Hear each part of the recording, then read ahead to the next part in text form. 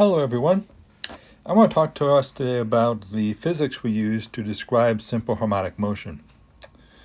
I posted a couple of videos, including a great one by Julia Sumner Miller. So I just want to talk about where this comes from. So I'm going to choose a simple case of a mass and a spring and an invisible post. So what we're going to do is we're going to take a mass, we're going to pull it a distance x away. It's going to have a string connected to it, which is connected to this post, which in some magical way is not going to interfere with the back and forth motion of the oscillator.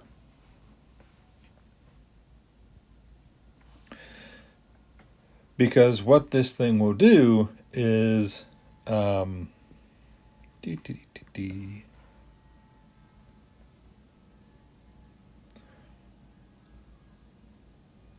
it'll find itself over here as well. Swing, swing, swing, swing. Mass.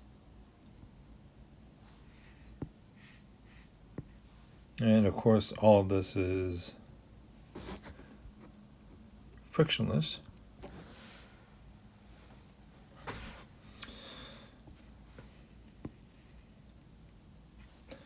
And just so we're clear, that's minus x, this would be a plus x.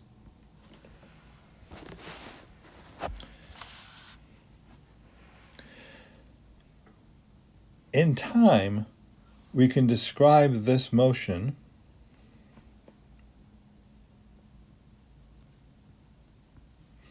between along the x-axis as looking like a sine or a cosine. The MIT video showed us that we should expect motion that looks sinusoidal, although perhaps slightly more even than what I did. And there's a couple of characteristics of this oscillation we should define right away. This is called the amplitude.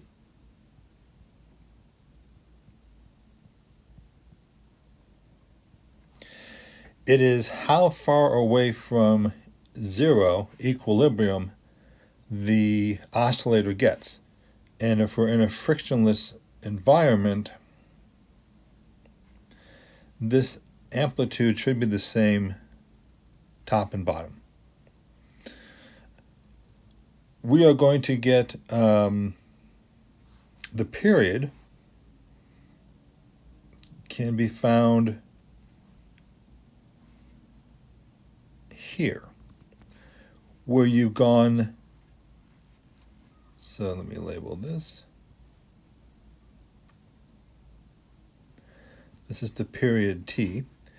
So you have returned to the place where you started, which in our case was the middle at x equals 0, and the velocity is also the same. So you'll notice that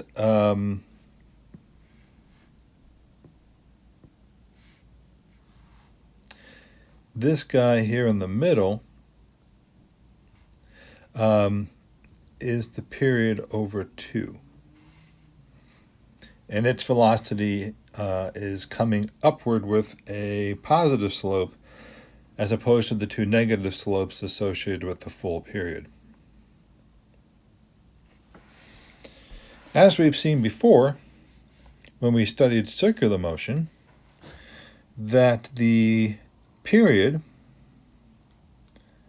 is 1 over the frequency. The period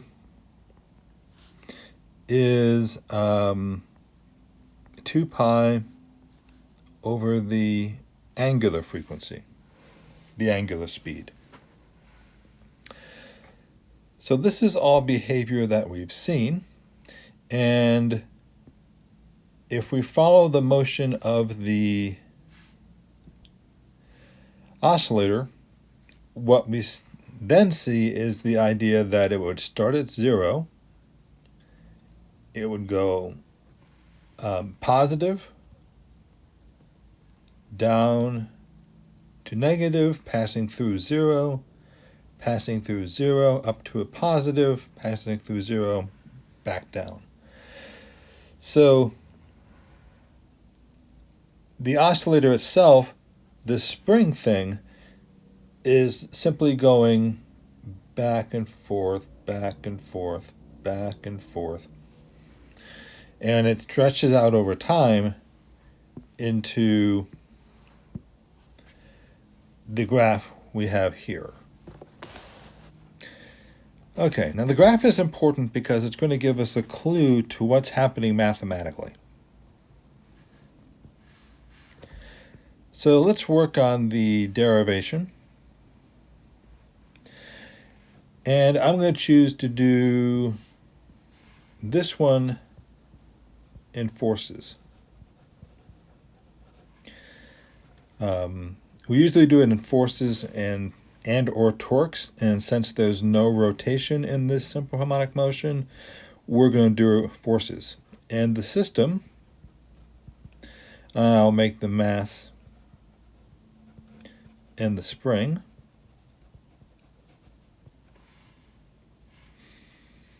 And whenever we do forces, we draw our free body diagram. So there's my mass. It's getting pulled back by the force of the spring. And that means if we've grabbed it someplace in the middle, this spring force is changing with the acceleration. So what that means is the spring force will get larger as the acceleration gets larger. And it will get larger as the rate of change of the acceleration. And the rate of change of the acceleration, so we're finally going to get the jerk here, is generally going to be going the opposite direction of the force. Let's define this to be positive. And let's write our equations. So the sum of the force is mass and acceleration. Our force is the Hooke's law. So it's K and X. And the mass is given by m, and the acceleration is the second derivative with respect to time of x. So this equation tells us right away that x is a function of time.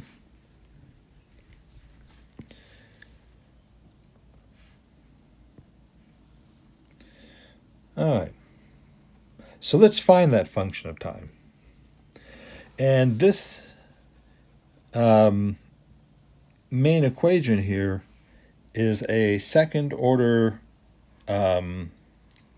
linear differential equation, which we can solve because we have this graph up here that says there might just be a relationship between x and time that is sinusoidal. So first thing I want to do is go ahead and make that guess that x is a function of time which looks like the amplitude, the sine function, and I want this to vary with time, so I'm going to put in the angular frequency so it varies in time with respect to radians. So it's not in degrees, it's not carrying around unnecessary unit baggage. The 2 pi over the frequency cancels out the units of time nicely. Let's do the second derivative. So dx dt, which is also our velocity, by the way. This is going to give us let's say sine goes into cosine.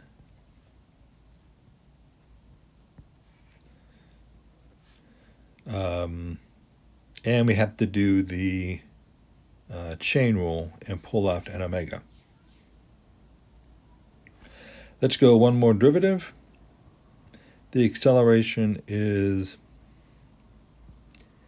dx dt squared, which is really just the derivative of the velocity with respect to time. And I'm going to get negative a omega sine of omega t with an extra omega coming out from the derivation. So we're now in a position of looking at our test equation and see if it works in the underlined expression above. So we check it by putting in the x value. Let me draw a map for us, and we'll actually use the crayon intentionally. I'm going to take this x value, plug it in right here, and I want to take the second derivative value and plug it in to there.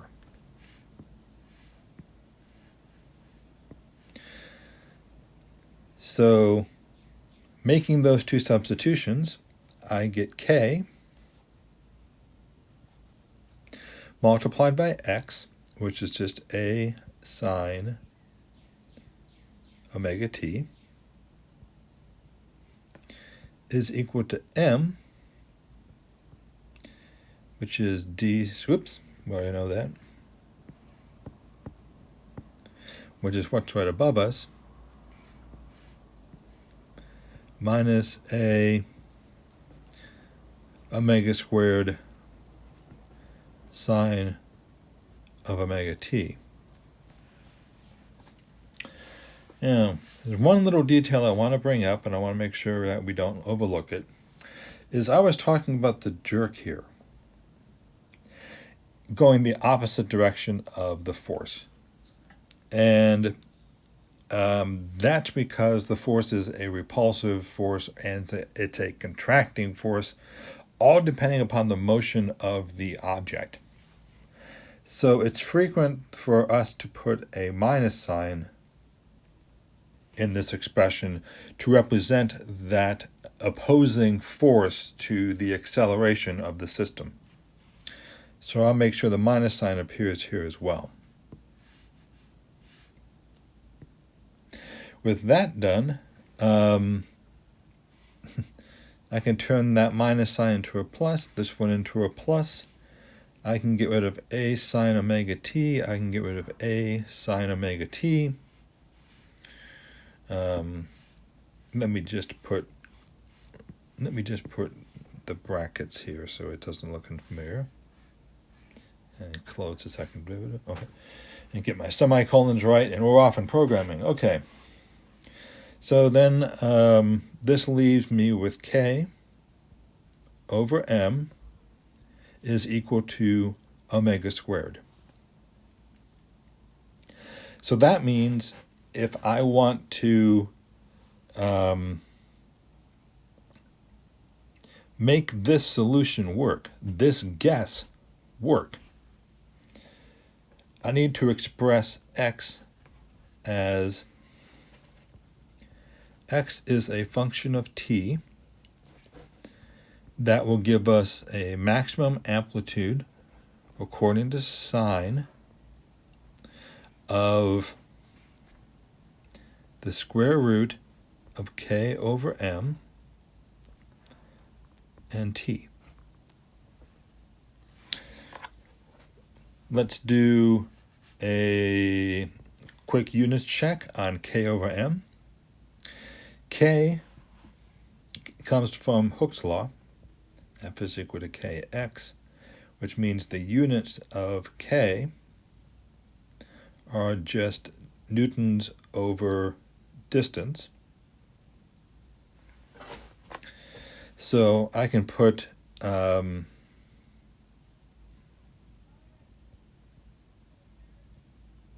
that substitution in here. So let me explode the newtons out while I'm doing it.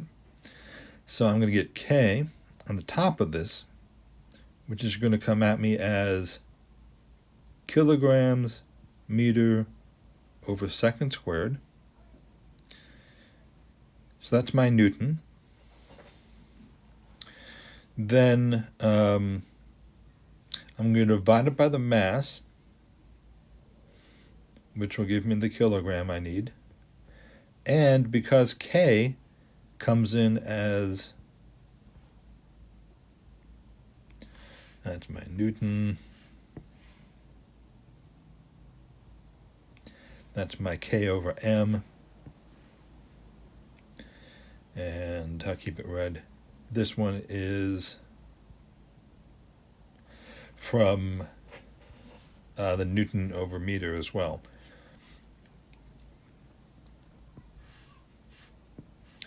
So the kilograms are going to go away, the meters are going to go away, and I'm left with what we would expect for this case, the units of 1 over seconds squared, which is a valid measurement for omega in terms of units. So dropping the square root of omega into our sine expression will cancel out the t appropriately. And this then provides a final relationship for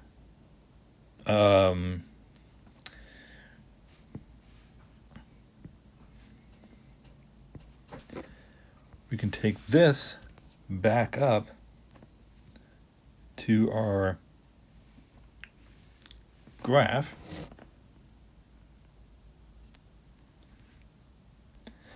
and say, yeah, that kind of makes sense. At time t equals 0,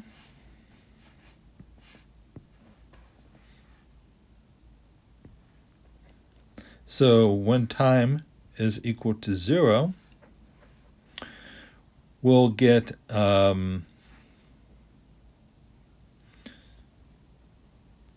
a sine square root k over m multiplied by the time equals 0.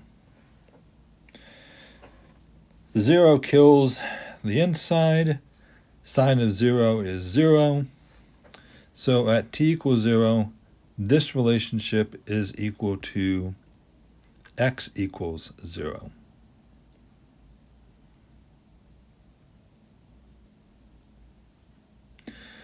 We'd have to run an experiment to make sure what k over m are equal to.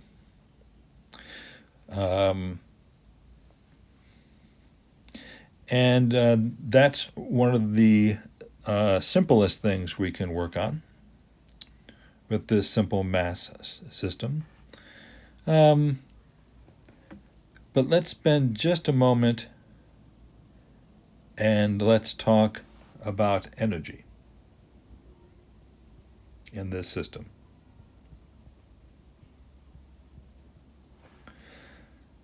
So what we have is two ways of looking at what's happening with the energy. The first thing we can do is just say, okay, what's my energy total of the system? In other words, I'm going to have the kinetic energy of the mass plus the kinetic energy of the spring plus the U kinetic energy of the spring plus the potential energy of the spring.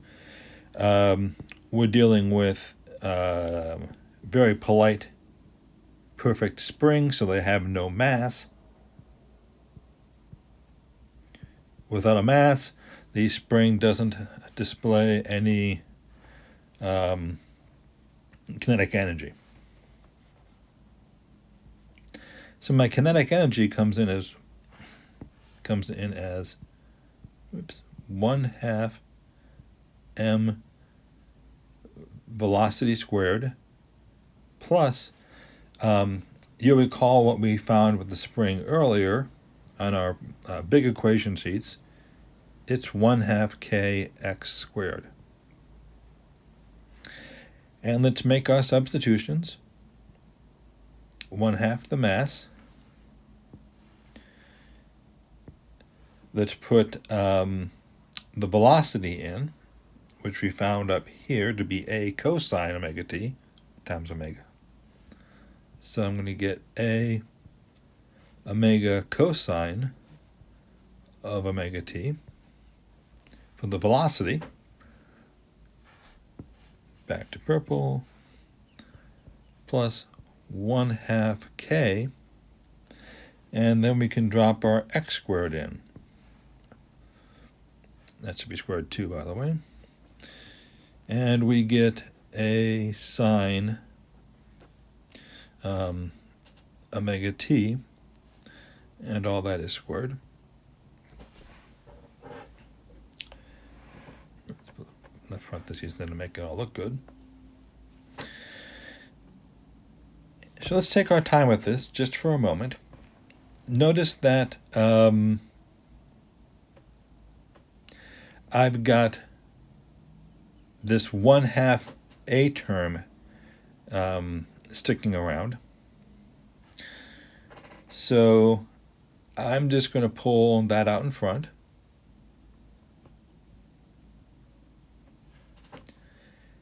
Then in this first case, 1/2 a squared hanging around. Then in this first case, I'm going to bring the mass into this, and we get omega squared divided by m. And then we get cosine squared omega t. Then we're off to our 1/2. The k is left over, but I pulled the a out. So now it's 1/2 k sine of omega t, and that squared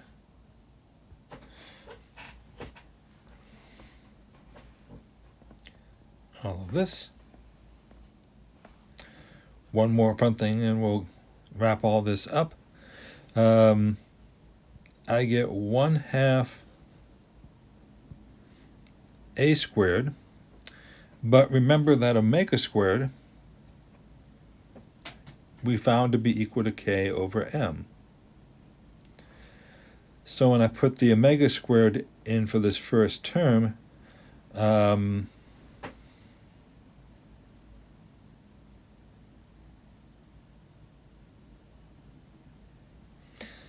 I get my omega upside down. That's okay over m.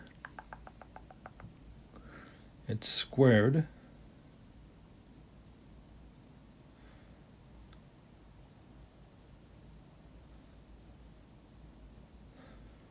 Oh, that was dumb. That's really bad math.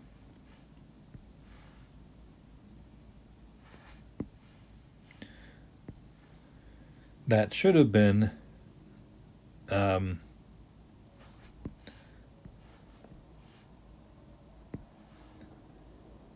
the mass carrying through, finding the omega squared there. So I had an algebra error, which we just fixed. So now I have mass omega squared is k over m cosine squared of omega t plus 1/2 k sine squared of omega t. Those of you who enjoyed trigonometric identities are just biting at the bit for me to put 1/2 k a squared in front, and then what's left is simply cosine squared omega t plus sine squared of omega t, and all that's just equal to 1.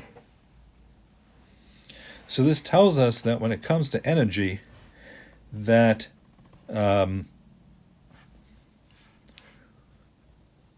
our total energy of our system is determined by the amplitude of the system, which in a spring mass system makes some sense, because the amplitude is how far I can get the mass away from the center point. So that's all the potential energy is now stored at that location. Let's draw a graph to illustrate what I'm mumbling about.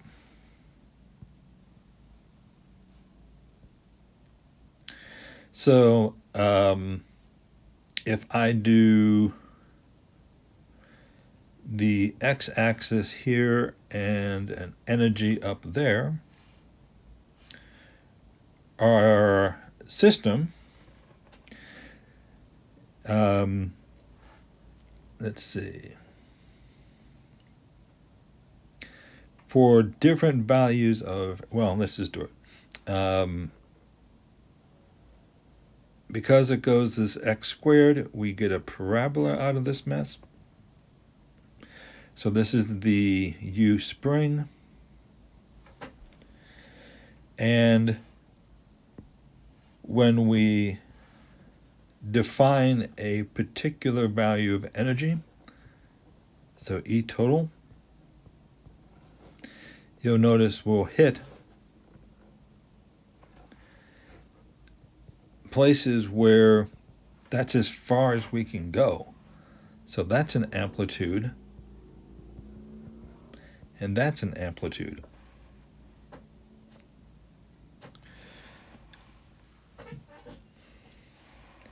All right.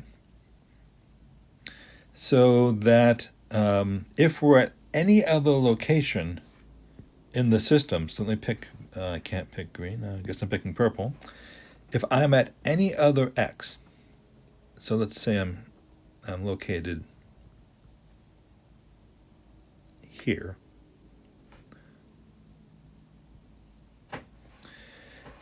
This piece above the x intercepts with the green line, and that tells us this must be the spring energy. And that means everything above that spring energy is kinetic energy. So that when I hit the very bottom, down here, I have 0 spring energy, but it's all transferred over to kinetic energy. So this energy graph tells us that we go back and forth between the amount of spring energy and the amount of kinetic energy when we have a simple harmonic oscillator using a spring. Okay, we'll talk about pendulum next.